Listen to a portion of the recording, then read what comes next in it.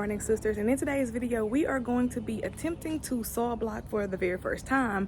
So we're gonna do some soil blocking. I got a 2-inch soil blocker and a 0.75 soil blocker, and I basically got that because I wanted to have some for different size seeds. So I also wanted to let you guys know that a company named Amerla actually reached out to me and they wanted me to try out their it's a 2-in-1 where you can use it as a seat, but you can also use it as a stool whenever you have to bend down in your garden. So they just wanted to send it over, and I told them that I would like to have a 10% off discount code just in case any of my subscribers would also like to check out their website and purchase something from them. So I made sure that I thought about you guys and I went ahead and got a 10% off discount code. That way, if you guys do decide to purchase anything from the website, you could get that 10% off at checkout. So we're gonna go ahead and flip everything over and show you guys our setup for today. Okay, so this is gonna be my little workstation today, and here is the 2-in-1. So you can see here it also holds your tools, and they also have this other extra bag that can hold tools as well. So I thought that this was pretty neat, and this is what the seat looks like in full. And then here is me showing you when you flip it over, you can use this to put your knees on whenever you have to do a lot of bending in your garden.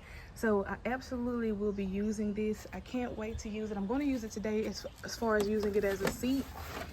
Now, I picked up just some casserole pans. I'm going to probably bend this to make this a little bit lower, because most people will tell you that you need to use some type of fiberglass material or just something almost, this is not fiberglass obviously, but something like this where the edges don't come up too high, because the soil blocks, you don't want the air to be blocked from the roots and the actual blocks.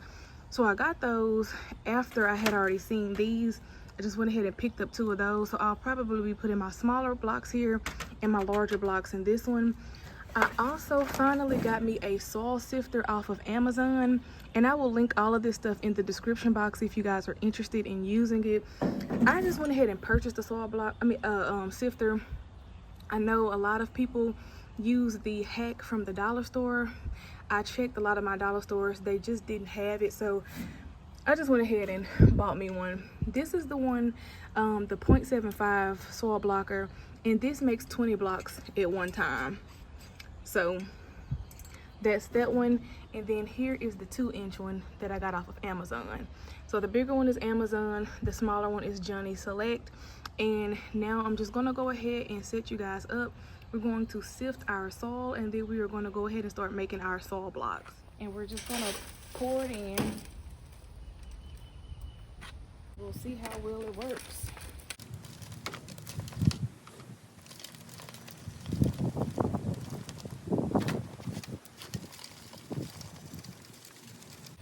Seems to be working fairly well.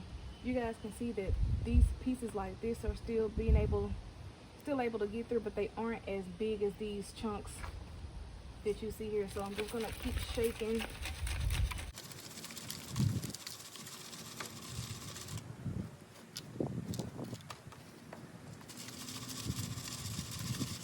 And overall, that's not too bad. You can see here the big chunks are left over, so it appears to work. I wish that these were a little bit smaller to be able to catch these pieces like this, but overall, not too bad. Go back and sift a second time just to see if I can catch any more of those bigger pieces.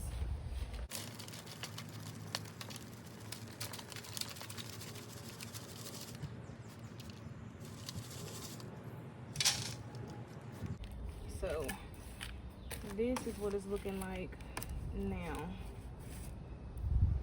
Still a few chunks, but nothing like those bigger pieces. So hopefully we'll see how this works. Okay, so I got some of the Kellogg's organic potting mix that you all see me use from time to time, and I'm just gonna sift this and see if see how that works. because if I like that better, I may be using that instead. And it is coming out a little bit more of that finer texture that I was looking for. So we may be using this one. Again, here is what's left over. So I like this much better. So we will attempt our first set of soil blocks with that. Now, I have seen in previous videos that the key to soil blocking is making sure that you have a proper soil mixture, and that when you wet this needs to be able to wring out, like the soil should wring out water in your hand. So I'm about to literally soak this soil.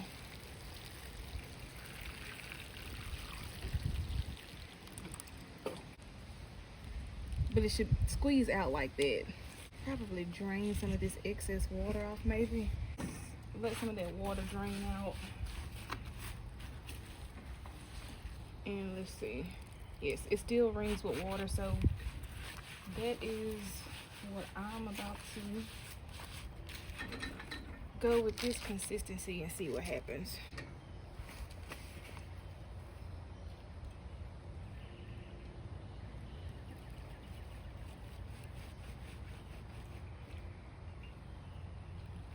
I should maybe scoop it in.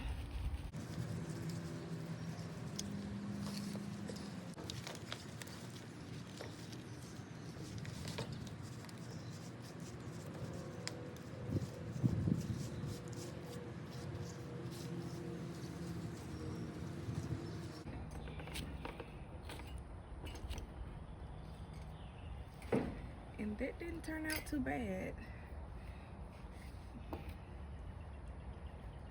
So you can see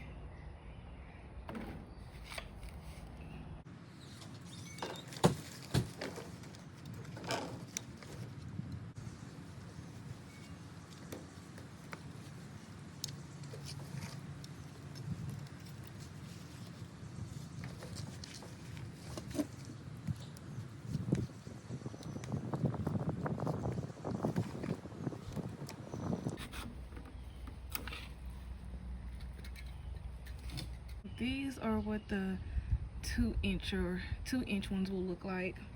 You guys saw I kind of had to struggle with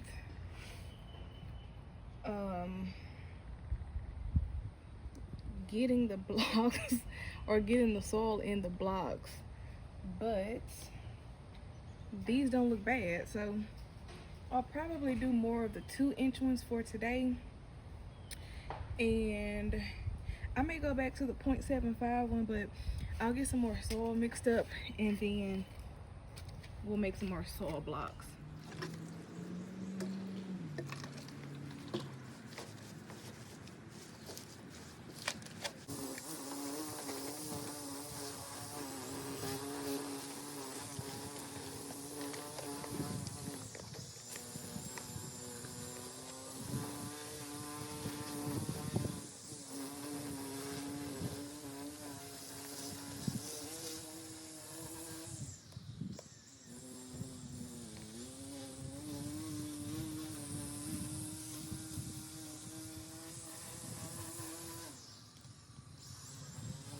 Right, so y'all can see I'm kind of, well, probably didn't see that. I'm basically turning this upside down and I'm stuffing the soil in, because right now that's the only way I can think to do it. So I'm just making sure that it's even all across, and then kind of holding it like this, flip it over. And then just like before,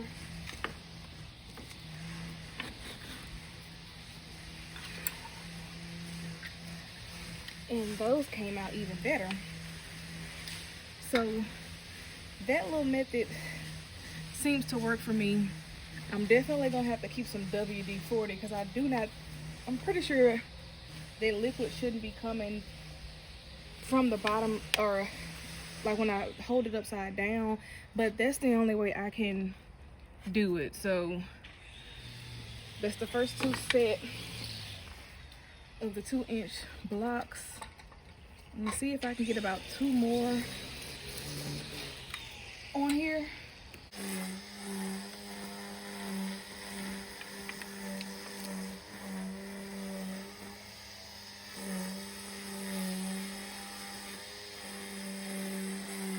I started some of the smaller ones off camera because it's pretty much the exact same thing as the big ones.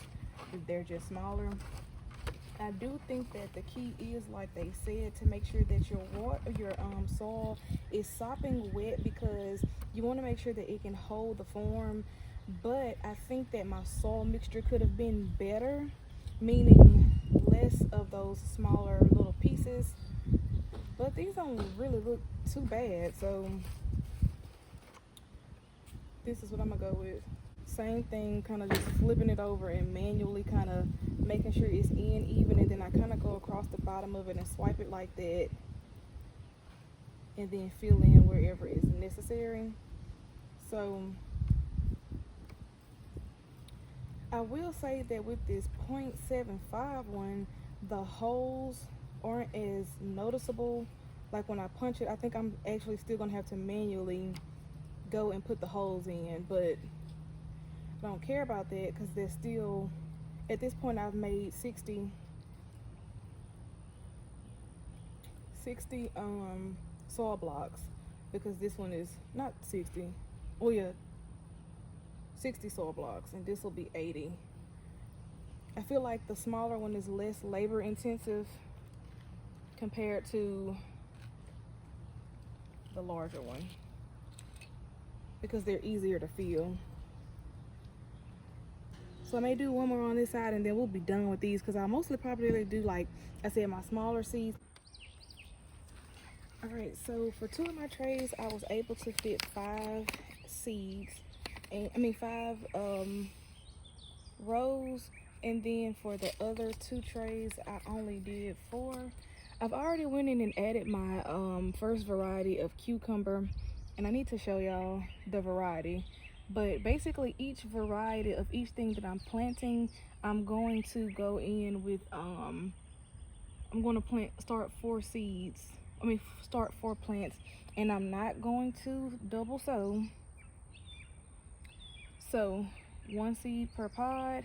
What you guys just saw me put in was eggplant, because I actually added that row just now.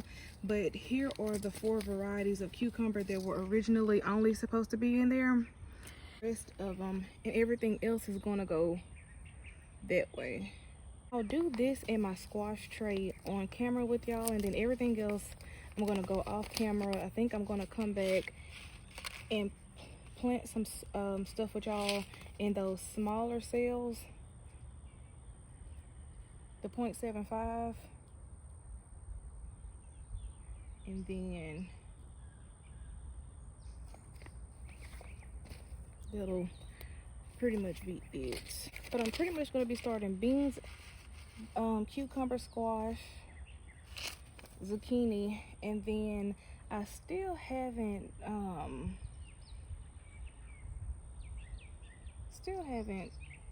started my cantaloupe yet. I do need to get that started eventually. Not sure if I'll get a chance to do that on camera with y'all or not, but at some point I do need to go ahead and get those started. I'm also thinking about I have a tray of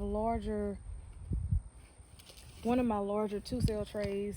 I was reserving that strictly for food, but I am going to do one for flowers.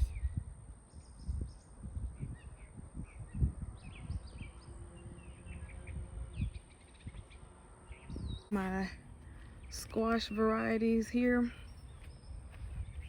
in the same way they'll go back like that.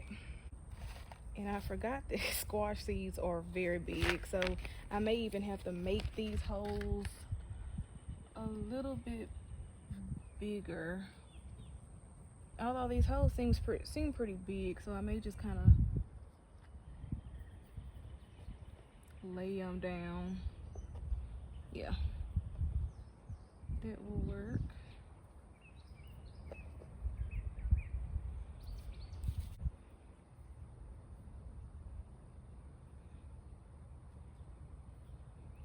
So everything is in now.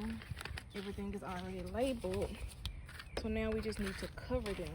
We're gonna go in with that same soil that we used to make the blocks and cover it. You can also cover this with vermiculite, but I do not remember if I have vermiculite anymore. So I'm just gonna go in and cover with the soil.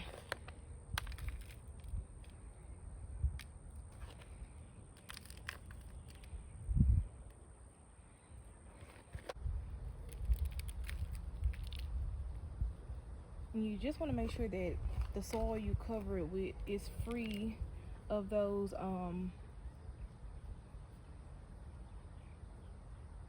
any big pieces or big chunks. You don't want that kind of sitting over the hole.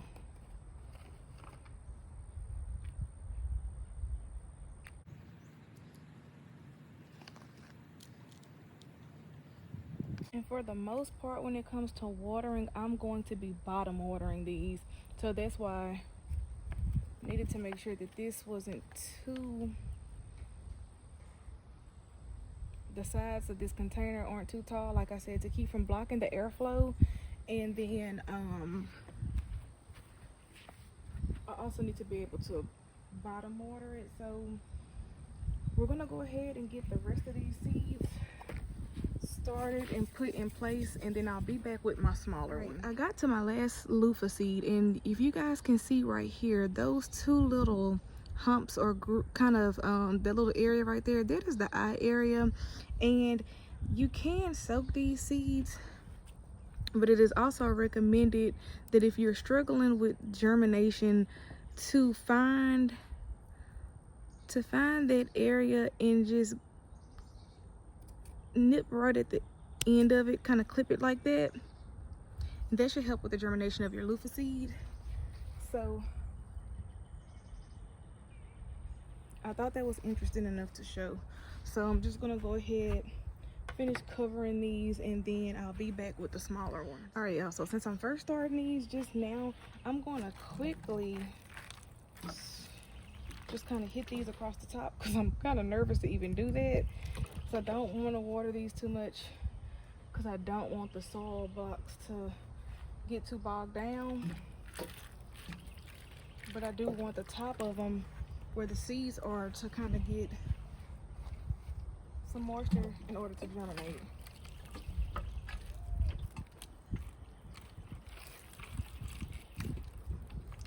So that is about as much as I'm gonna put in there, and then I'll probably find a way to tilt these just to get a little bit of the excess water out. Okay, we have made it to the end. So I have planted up a ground cherry, mostly asters, and then marigolds in this in these small ones. And so I'm just about to basically show you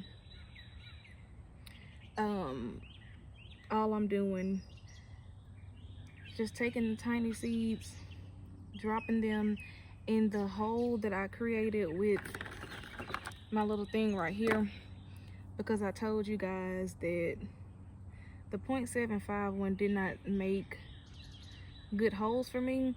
And I don't know if that is due to the soil blocker itself, or if it was my soil mixture quality. So I'm not blaming it on the soil blocker, because you can clearly see that the blocks work, but it could have very well been me with the soil mix. So this will be 100 different plants if they all decide to pan out. And the last one I'm going in with are my marigolds, which I've kind of been just kind of sticking them down in the soil because I'm really just testing it. I'm testing this method with these because usually, see, I either kind of lay them down or I'll stick them in there like this. So I'm just gonna see what happens, because you guys know how I normally start my asters, but I want to try some different methods and see what works, because with marigolds and asters, you know, those need humidity to really get going. So I do have, you know what, I'm glad I did to just talk up on that, because I have 2 of these, so I may take the other one and sit that on top of these to keep the humidity in and help with the germination.